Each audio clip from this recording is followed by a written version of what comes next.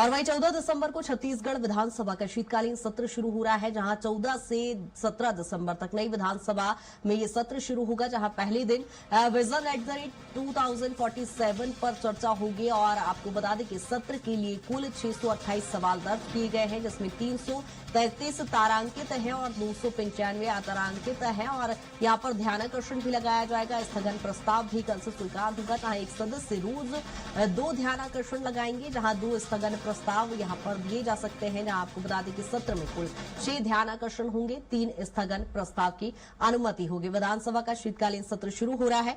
ज्यादा जानकारी के साथ राहुल लगातार बने हुए हैं। राहुल, विधानसभा का शीतकालीन सत्र शुरू हो रहा है, कौन से अहम मुद्दे हैं जिनको लेकर चर्चा की जा सकती है?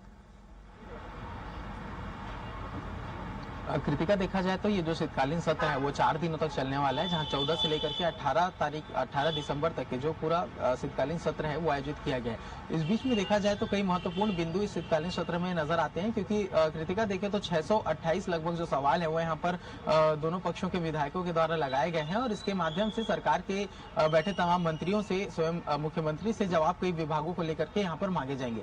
इसके साथ में देखें तो छत्तीसगढ़ में अगर मौजूदा स्थिति की बात करें, मौजूदा मुद्दों की बात करें तो बिजली बिल हाफ योजना को लेकर के चर्चा जो है वो काफी होने वाली है। इसके साथ में देखें तो गाइडलाइन दरों को लेकर के भी चर्चा इस पूरे विधानसभा के सत्र में देखने को मिलेगा। लेकिन इसके साथ में देखें तो पिछले 2 सालों में सरकार के द्वारा लगभग जो 17 से 19 योजनाएं हैं जिसे बंद कर दी गई है, इसको लेकर विपक्ष सरकार पर हमला बोल सकता है। और इसके साथ में सरकार की ओर से यदि बात करें तो सरकार की ओर से विजन 2047 का एक रोडमैप जो है वो यहाँ पर विधानसभा के पटल पर रखते हुए संबंधित मंत्री नजर आएंगे।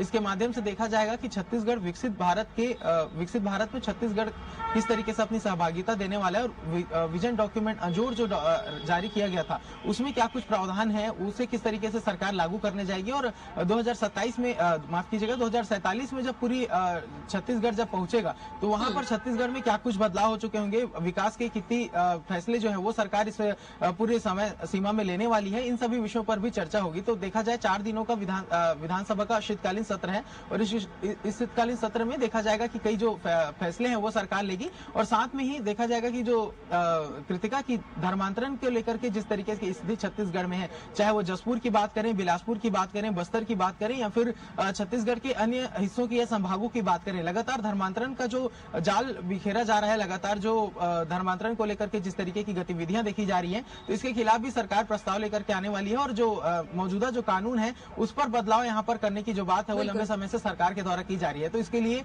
जिस तरीके से तमाम मंत्रियों के जो बयान आए हैं, गृह मंत्री विजय शर्मा ने स्वयं कहा हुआ है कि जो शीतकालीन सत्र है उसमें धर्मांतरण संशोधन कानून जो है वो सरकार लेकर के आएगी, और इसके माध्यम से धर्मांतरण बिल्कुल, यानी ये सत्र काफी महत्वपूर्ण होने वाला है राहुल, और कई विषयों पर यहाँ पर चर्चा संभावित है। बने रहिएगा तमाम जानकारी के साथ।